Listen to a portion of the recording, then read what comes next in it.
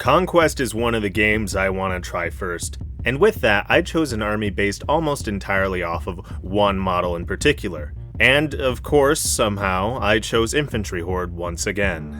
Fantastic. Time to suffer through that. I got an amazing deal on eBay, however, with that, I have to clean up all the models, and let me tell ya, this was not a fun process.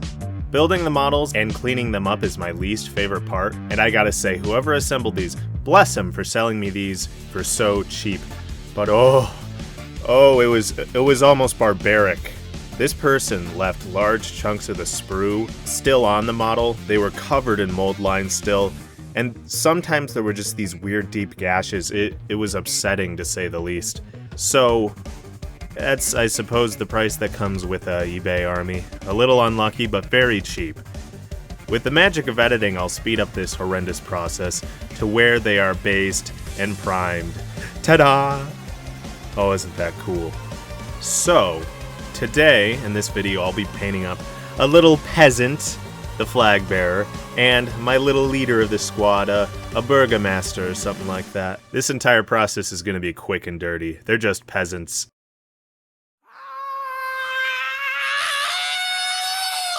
To begin, I mixed together pallid bone, brownish decay, and the speed paint medium into a, 2-part pallid bone to 1 part brownish decay to 1 part medium mix, give or take. Honestly, remembering how I did it, I just squeezed each bottle till it looked like it was enough in a frantic attempt to paint quickly. Speed paints. And it came out a little light, so I tried to darken it with more brownish decay, because I didn't follow my own formula as above. Anyway, it needn't look the best. We can always make it darker later. As a professional, I know this. So anything awful can be fixed through the mistake of editing the video, so that no time passes for you, but it does for me.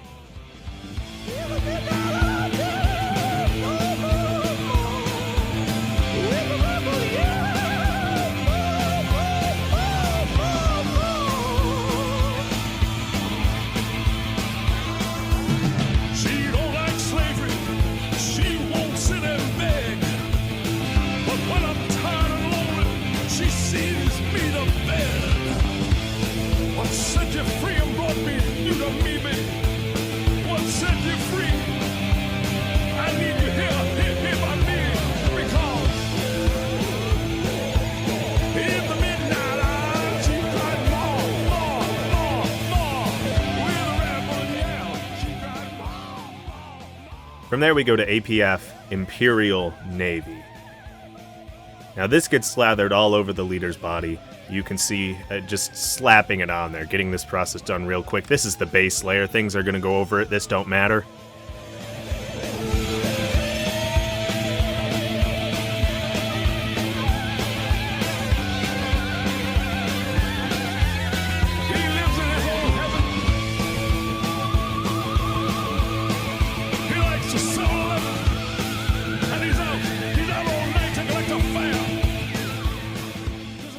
From there, the flag bearer's flag and hat also get blue.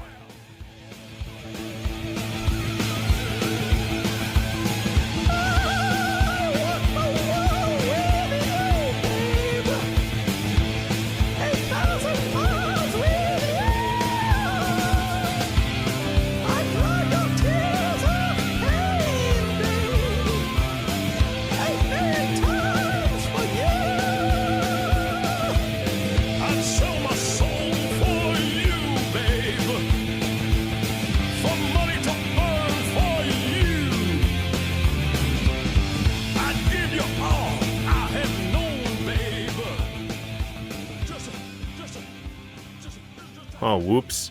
I also forgot about our little Burgomaster's shield. We'll just go back real quick and do that.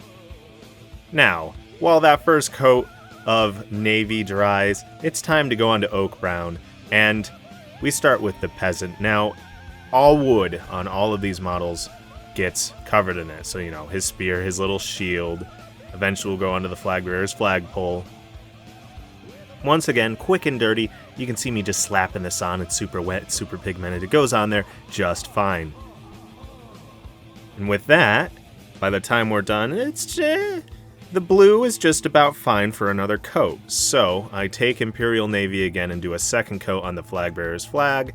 The Burgomaster's body is actually pretty fine, so we don't have to worry about a second coat there. Ah, shoot, I also forgot about the peasant's blue pants. I figured I wouldn't put everything in order. I would just do it as I discovered it. Wall painting. These painting tutorials on YouTube, they're awfully professional. So making this has taught me a lot about how horrific it is to record a painting session. So, yeah, I forgot to put that blue on the pants, so I had to go back. With that, we circle all the way back around to our second coat of oak brown. And then we go to crystal blue and mix it with Imperial Navy to highlight the blue. So we do this kind of chaotically on the Burgomaster. This step doesn't really matter, just get it on the high points. Same thing for the banner.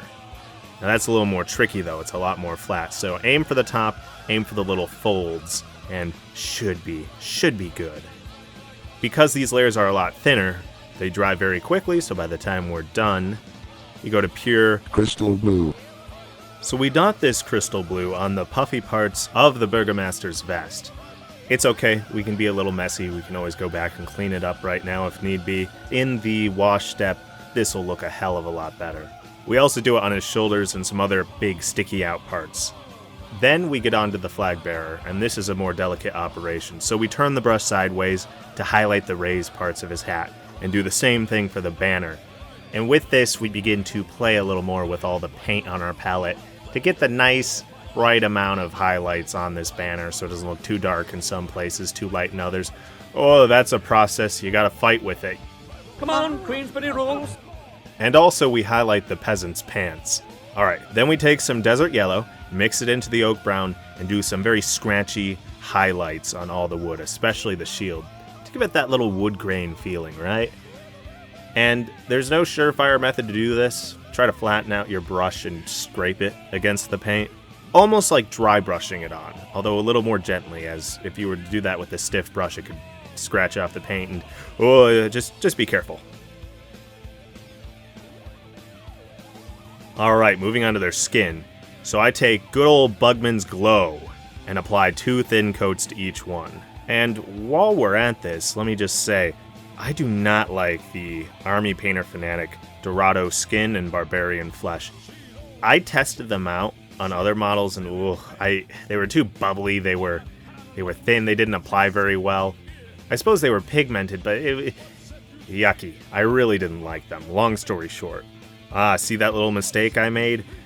I take some water and wick it away with the wet brush. That happens every so often, be quick and there shouldn't be any lasting damage. Next, we highlight with a bit of Kevlar Flash mixed in to the Bugman's Glow. I know these names are from Warhammer, and I know everyone says it, but man, there's certainly a lot. Bugman's Glow, what do you expect that to look like if you just hear the name and haven't seen the paint?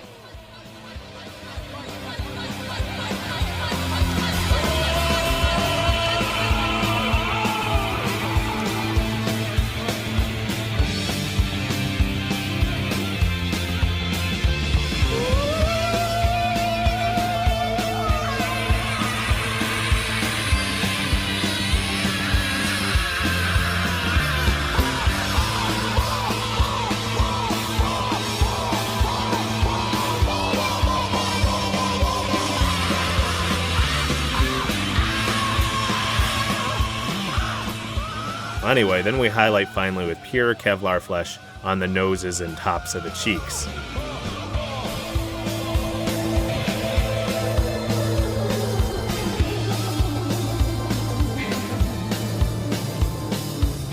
I walk the wall with you, babe. 8,000 miles with you. I drive your tears. I drive your tears of pain. Remember, babe, I drive your tears of pain 8 million times for you. I'd sell my soul for you, babe. We take out Ancient Stone And on various parts of the leader, you know, his little gloves, the other side of his shield, his hat, and other little bits, we give him a nice coat in preparation for the white.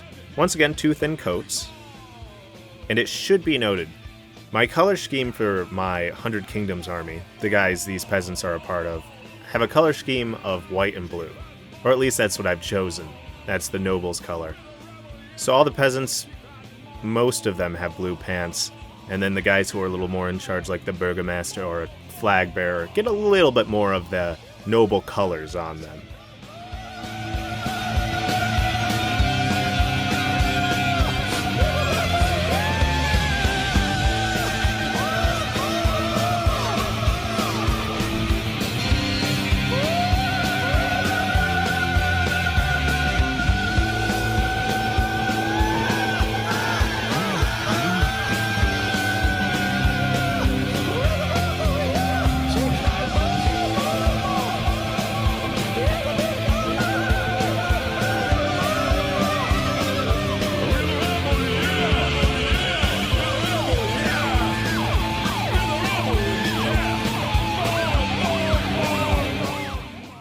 Now we go on to Rhinox hide for all the leather, and that once again requires 2 thin coats. Oh boy, there's a lot in the peasants, and I'll be straight up. Before this video, I painted and based every single other peasant in this particular horde before actually getting to painting these on camera. And I felt like I was going insane by the end of this leather part. Oh, this was one of the least pleasant parts of painting them all. And thinking on that more, making painting videos is a lot harder than you'd think. I know Josh tried to warn me, but oh, jeepers, this is a lot. There's that joke where people are like, oh, you think painting's a calming activity? Well, it's extremely stressful. I would say painting the leather on the peasants was mildly stressful, and the entire video of trying to record myself while painting was also mildly stressful, just above the I'm doing okay margin I normally attain. Man, it'll be nice when these peasants are done.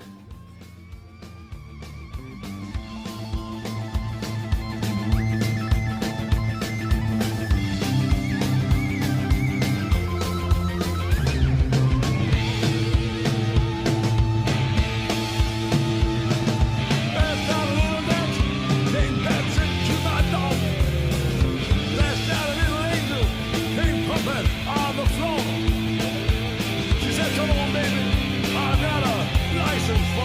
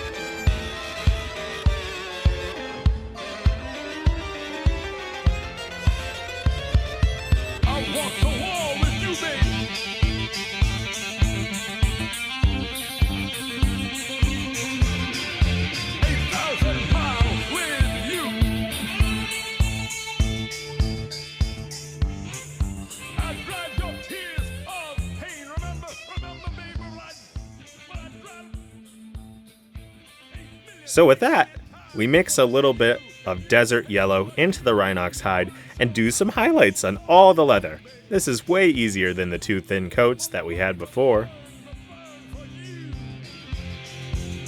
I give you all I've known, baby.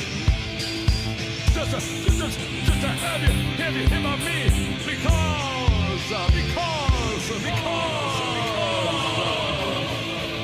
in the midnight hour, we got more. With the rebel, yeah, we got more.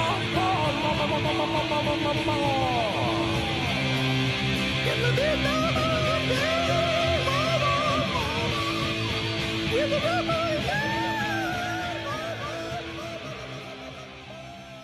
And after that, we go back in with a little bit of matte white mixed in with ancient stone and do highlights on everything white.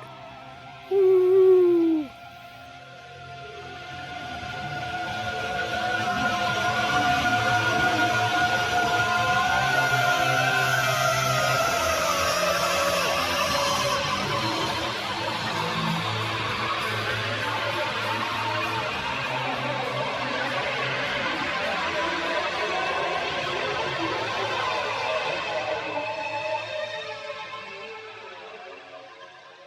Then we go back with pure desert yellow to the boots, and if they have little laces, we lace them up with it.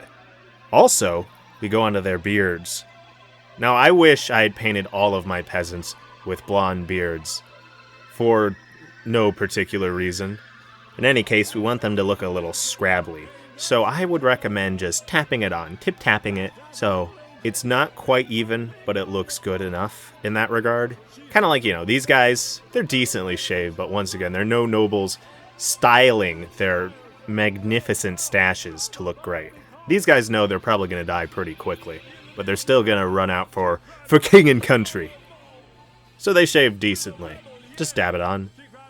And then, to highlight that, mix a bit of ice yellow in, and then play around with the highlights till you're satisfied. Some people will prefer more, some will prefer less, but I find the dabbing technique works well again, because you can kind of give an illusion of depth, right?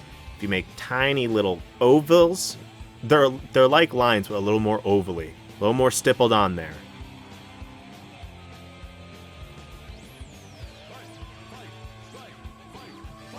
Alright, then we go back and clean up the boots with Rhinox hide, where I spilled off the yellow onto the boots.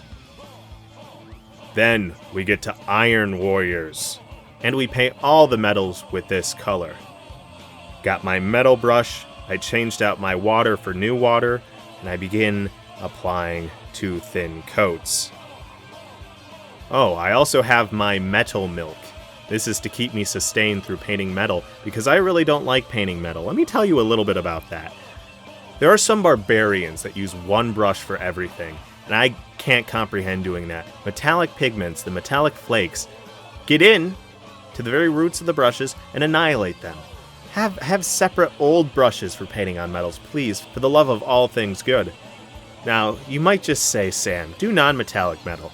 And I say that takes a long time. It may look good, but it takes a while. This is quick and easy, even if I have to suffer through painting metal. I don't like painting metal.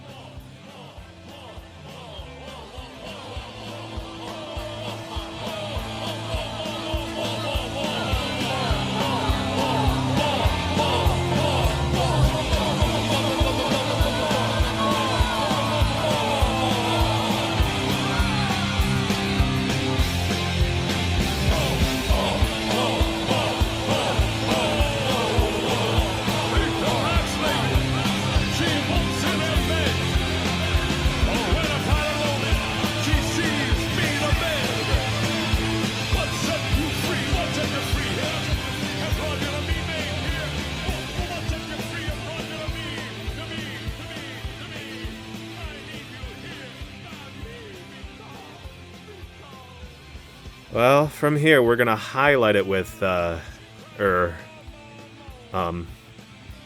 that label's so shiny, I really can't make it out. It's Army Painter Fanatic Plate Mail. It's very dense in pigments, and I've found that it's very hard to thin right. So I'm gonna do 2 thin coats on various areas that the light would most likely hit more often than the other metallic areas.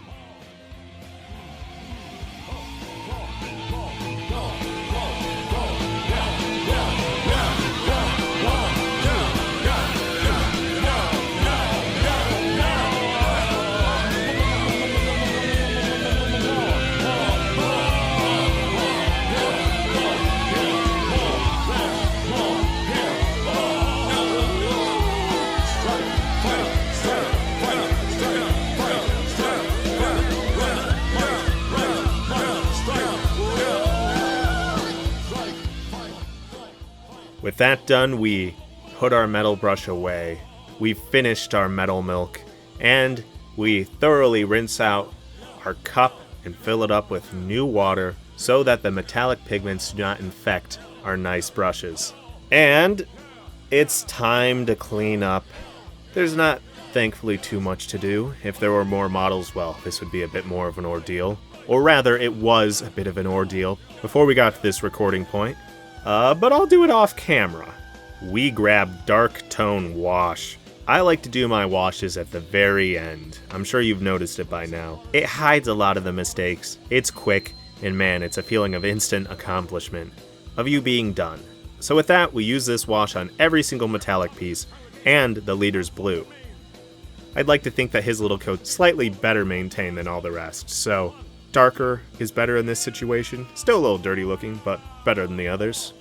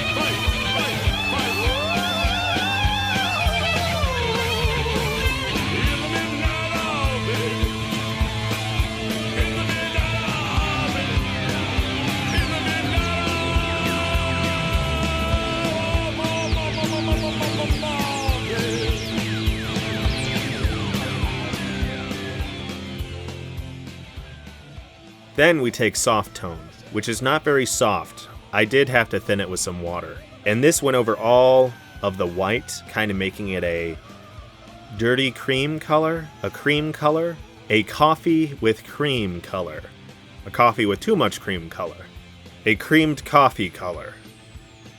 We also used it on all the skin. Once more, once more.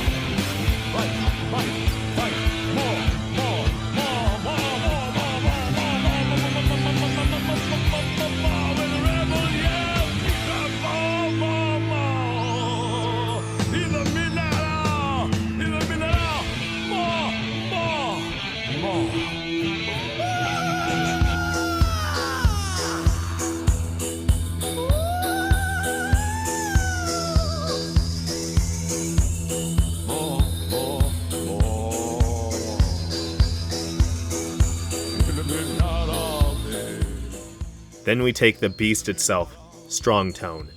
This tone is strong. It isn't lying. It should be called extremely strong tone. I had to heavily thin it. And with that heavily thinned tone, it got applied everywhere else. I even used it to darken down a teeny bit the little vests, because I wasn't happy with how light they were. And once you get out on all of them, go back and wick away the excess so it doesn't pool.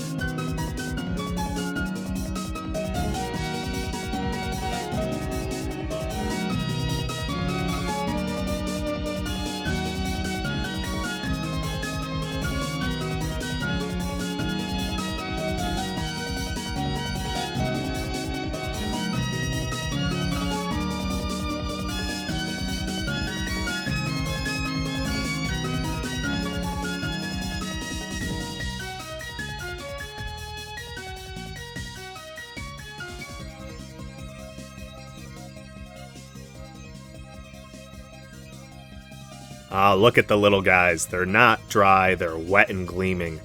So, using editing magic, I'll wait for them to dry and go watch some Touhou Grotesque Land Story. Man, the Chirno rap really is something else.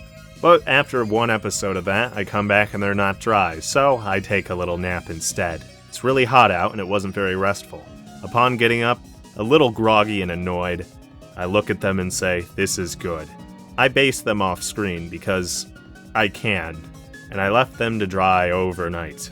I got a matte medium varnish and my airbrush and sprayed down everything. Here they are.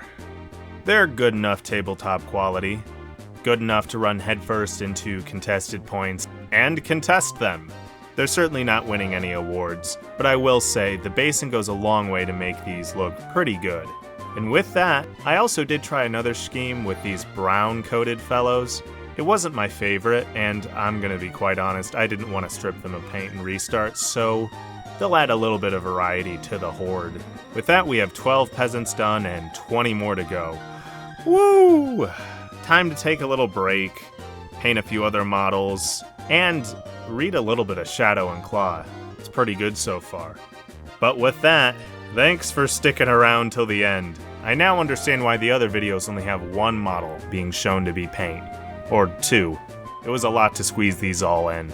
Hopefully it was decent.